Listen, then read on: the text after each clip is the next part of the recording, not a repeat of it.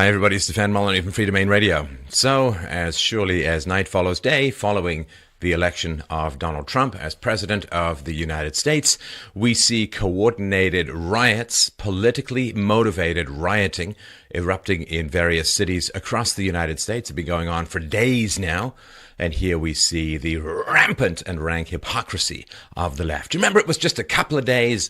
Stronger together, said Hillary. When they go low, we go high. Love trumps hate. And then they don't get their way, and boom! Riots! We're setting fire to things. We're attacking people. We're beating people up. We're throwing garbage cans through windows. I don't know who's delivering the Starbucks coffee these days, guys. Who's keeping your mom's couch warm in the basement? And this is the fundamental mistake that is made by conservatives again and again and again. Now let's go back to understand what I'm talking about. Let's go back to 2008 when John McCain was running for presidency. So he was at a town hall meeting in Minnesota, and there was a supporter who said that was scared of the prospect of Obama being president and who Obama would appoint to the Supreme Court. And these are reasonable fears, right? I mean, this is a leftist agenda, a very high advocacy, high interference Supreme Court. And what McCain said to his supporter was, he said, I have to tell you, Senator Obama is a decent person and a person you don't have to be scared of as president of the United States. Kind of reasonable rhetoric. And there were no riots from conservatives, from Republicans, from the right. There were no riots when President Obama was elected twice. There were, of course, stories in the left that there was a massive uptick in assassination threats against President Obama. It turned out this was entirely false. There was pretty much the same as usual. Now, if you want to talk about an escalation of assassination threats after someone gets elected president, I think we're going to have to look at the left rather than the right, because that's what's escalating and trending all over America and other places in the world after Trump is nominated. And so McCain was saying, oh, no, he's a decent guy and so on. And one woman said to John McCain, this is back in 2008, said that she feared Obama was in fact an Arab. And John McCain said, no, man, he's a decent family man and citizen that I just happen to have disagreements with on fundamental issues. And that's what this campaign is all about. He's not an Arab. See, talking down the crowd, saying don't freak out, don't panic. And we can see, of course, on the left, what has been happening with the presidential campaign. The basket of deplorables, half of Trump's supporters are the racist and sexist and xenophobic and all that kind of crap. And Trump is Hitler, and Trump is a demagogue, and Trump is a nativist. I don't know what that's supposed to mean. I think Pocahontas is more of a nativist, faux nativist. But this escalation of my opponent is evil is talked down by the right and escalated up and talked up by the left, with the predictable results that the usual useful idiots are bussed in as fake protesters in order for political advantage, which we'll get to in a second. But here, this is the basic thing that is going on. Let's say some woman, you go out on a date with her, you find she's a little nuts or a lot nuts, real Glenn Close territory, and you don't want to go out with her again. And she says, no, that's totally fine. I understand. It's perfect. I understand. Sometimes there's no chemistry. You don't click. No problem. And then you wake up the next morning and your car is on fire. And there she is running off in Spanx and high heels down the road with a gas can in her hand. Well, I guess you're sad to have lost your car, but I guess you're kind of happy you didn't keep dating her. And this is the reality, that if the left doesn't get what they want politically, then they escalate to violence. Now, you can say, well, it's a small minority of these protesters. They don't represent the entire left. They're the symptom, you understand? They're the symptom. Like if you look down and there's a little red spot on your belly, that's a symptom of perhaps the knife that's just gone through your gizzards. And they are the symptom because the question isn't, what are these lunatics out there doing? The violence. The question is, how is the left responding to it? What are they saying? How are the Democrats responding to it? And what are they saying? And most importantly, what is Hillary Clinton saying, or rather not saying? And what is President Barack Obama saying? or rather not saying, about all of this? Don't tell me they don't represent the left. Remember, David Duke, do you repudiate? Do you reject David Duke? Well, he's not organized riots and burnt down neighborhoods. Isn't it time for a little repudiation to come from the left? I do believe that in fact is, yet it is not forthcoming, and that should tell you something very important. Now, there are two cover words that are being used in describing these political riots, acts of domestic terrorism. If you're using violence to achieve political goals, like overturning an election, I think that makes you a domestic terrorist, unless I'm wildly mistaken about my understanding of basic English and the law. So the first discourse, they're called anarchists, and they're not anarchists. Anarchism means without rulers, and so what diminishes the size and power of the state should be a plus for anarchists, and they're not. I mean, Trump is going to diminish the size and power of the state, as he openly stated. The anarchists should be thrilled about this, but so they're calling them anarchists. Why? So they don't have to call them communists. That's the basic reality. They don't have to call them left-wing extremists, far-left agitators, communists, whatever you want to call them. They can call them anarchists because that's a word that most people dislike. And it avoids them having to call them. See, if you're on the right in Europe, or England for that matter, and you are a nationalist and you oppose globalism, you're on the far right. You see, they want to call these people far left. They don't, because they don't want them to be associated with the left or communism. And so they call them anarchists, right? In the same way that you never refer to National Socialism, you refer to Nazism, so it doesn't get associated with socialism. Basic manipulation, language control 101. So that's the first thing. And the second thing, of course, is they're called protesters. And they're rioters. They're seeking to overturn an election through violence. That is insurrection. That is domestic terrorism. This is not. It's not a protest. They're violent, politically motivated rioters. And here's the thing. I mean, it's funny, but it's tragic. Because the people who are out there doing all this crazy stuff, they hate the rich, unjust rich, more egalitarian society. This is the kind of crap that they talk about. I mean, but really, if you hate the unjust rich, you got to love Trump, even just based on the data of the past few days. So Carlos Slim, the guy who has significant holdings in his personal blog, formerly known as the Newspaper of Record, now known as Carlos Slim's blog. Multi-billionaire Carlos Slim, who gets his money from monopolies granted by the state in telecommunications in Mexico and so on. Well, he lost $4.7 billion from his fortune on just Wednesday. It went down from $53.7 billion to $49 billion. That's according to the New York Daily News. So look at that. A massive punishment to a corporatist monopolist, big government, crony capitalism or crapitalism monster. He boom, $5 billion down as the result of Trump's election. There are a lot of unjust rich people in the world. There are some people who've earned their money through general appeals to what remains in the free market, and there are other people who've got it through political connections and monopolies and so on. Bloomberg News has reported that the richest people in the world have lost $41 billion after Trump's win. $41 billion. Now, that just means that money has been transferred to less rich people. So you've had a $41 billion transfer from the richest people in the world to less rich people in the world just in a day or two. Shouldn't egalitarians really, really like that?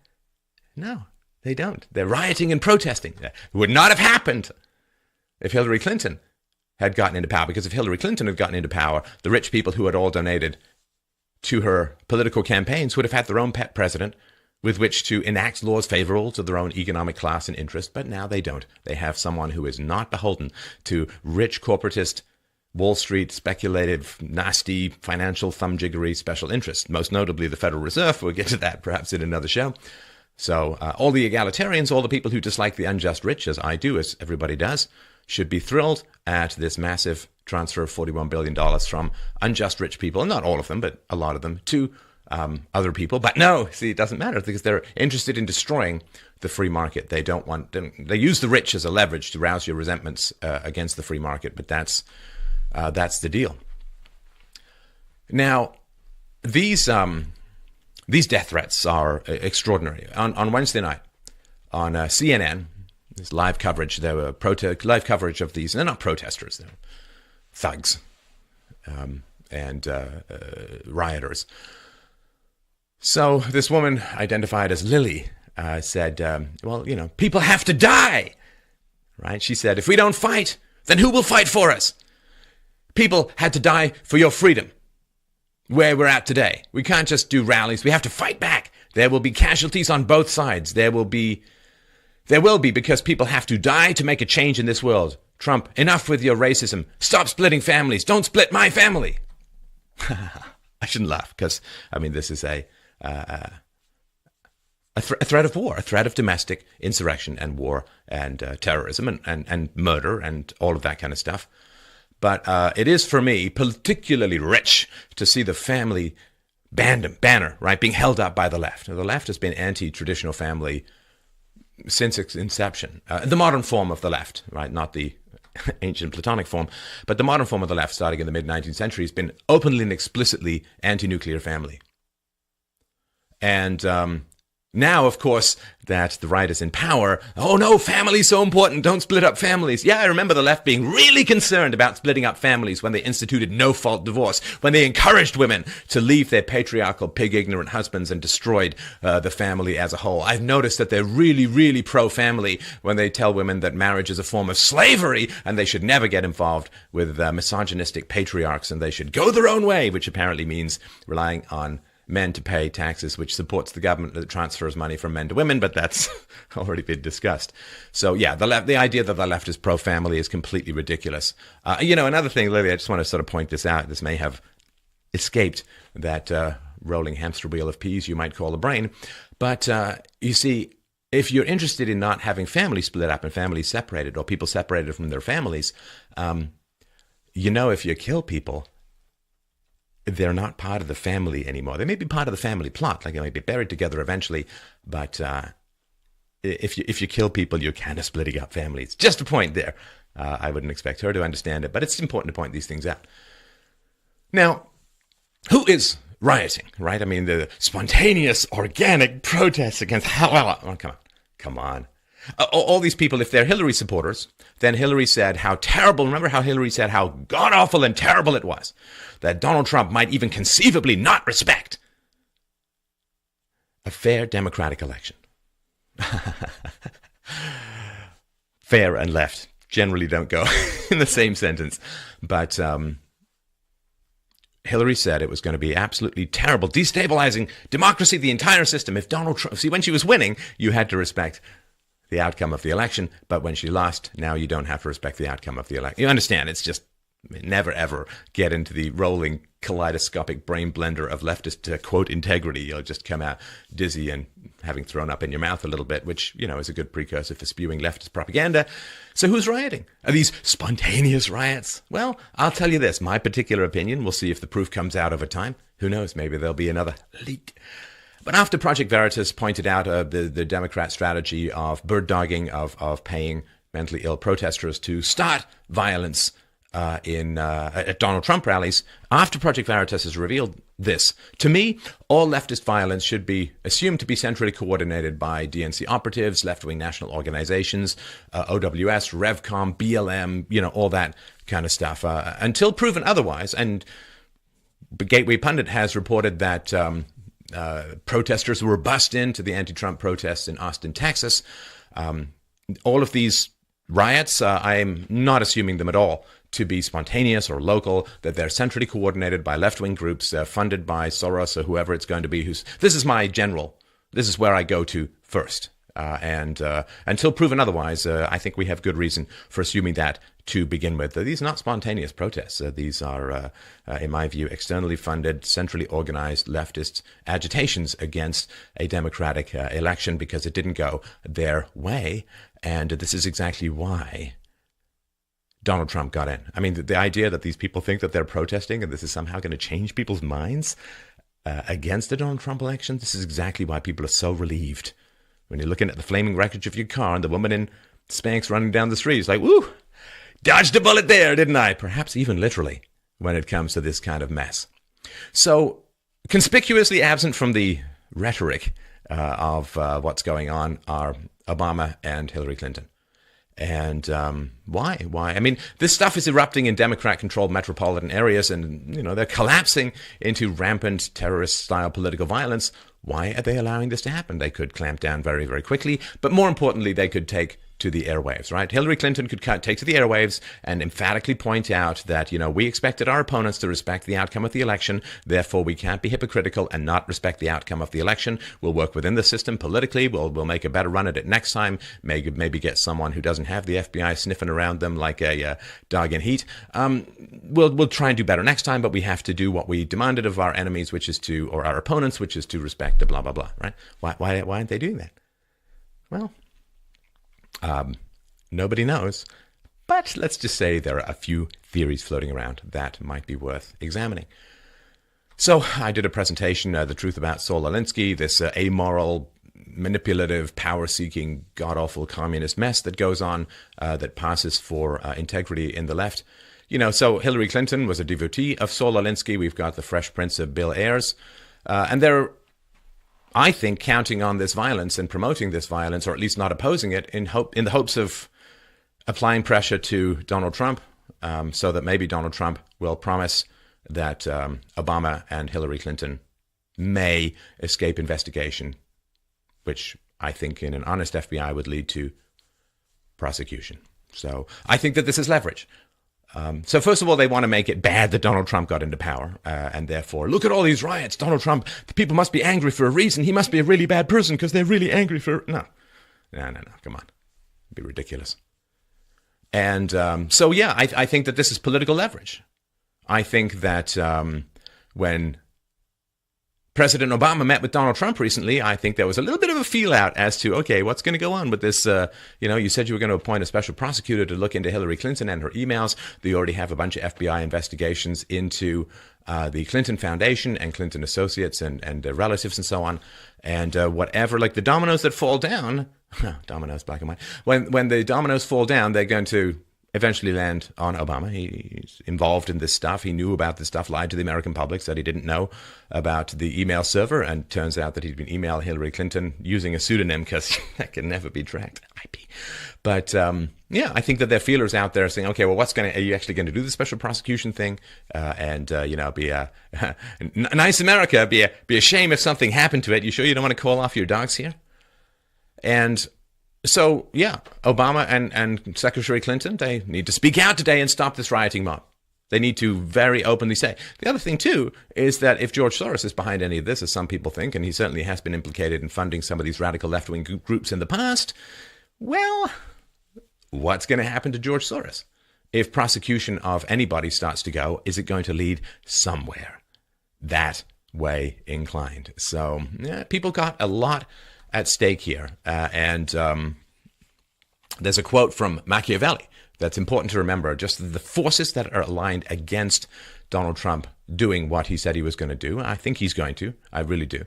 I'm certainly going to hold his feet to the fire if he doesn't, for what that's worth.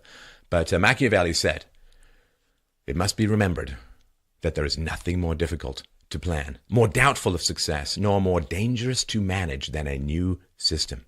For the initiator has the enmity of all who would profit by the preservation of the old institution, and merely lukewarm defenders in those who gain by the new system. And that's from Machiavelli, and that's important to remember. So here's the thing. How should we view these hysterics, these violent people, this crazy mob? And this is not just happening in the streets. This is happening on Facebook, on YouTube. And Paul Joseph Watson has a good video of, helping to shower yourself in leftist hysterical tears. But how should we view these people? How should we treat these people? Well, a mind exercise, a thought exercise is important. So imagine if Hillary Clinton had won and tens of thousands of Trump supporters were rioting, were setting fires, assaulting people, smashing up property, and calling for her assassination. What do you think would happen? What do you think the reaction of the media would be? What do you think the reaction of Barack Obama would be and Hillary Clinton, right, as the president in waiting and the president waiting to end his term? What do you think they would say about these Trump supporters? Would they call them vicious racists? Would they call them the misogynists? Would they call them deplorables? Would they have them immediately arrested? Would they speak out? Would they demand that Donald Trump speak out against these people? For God's sakes, if there was anybody out there in the world committing violence in my name, I mean, you couldn't keep me from the camera to bellow at these people to stop this crap and get back to reasoning and making arguments from evidence. So all you have to do to know how to think about and treat these people is imagine if they had the power and Donald Trump supporters didn't. Imagine if the shoe was on the other foot, if the situation was reversed. Hillary Clinton had gotten into power, tens of thousands of Trump supporters rioting, beating people up, beating black people up for voting Donald Trump, as white people have been beaten up for perceived voting towards Trump. Imagine if all of this was happening. Neighborhoods in flames and people being beaten up and fires being set. Imagine what the reaction of the mainstream media, the reaction of President Obama, Secretary Clinton, what would it be? That's what it should be. You understand?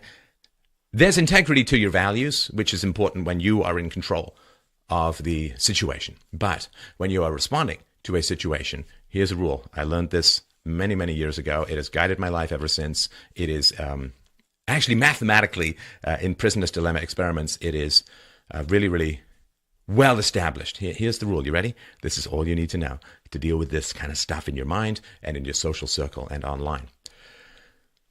The first time you meet people, the first time you meet someone, you treat them the very best that you can. Right? Generous, kind, assume the best. After that, you treat them exactly as they treat you. Imagine if these people had the power over you and you were rioting. That's what needs to be done.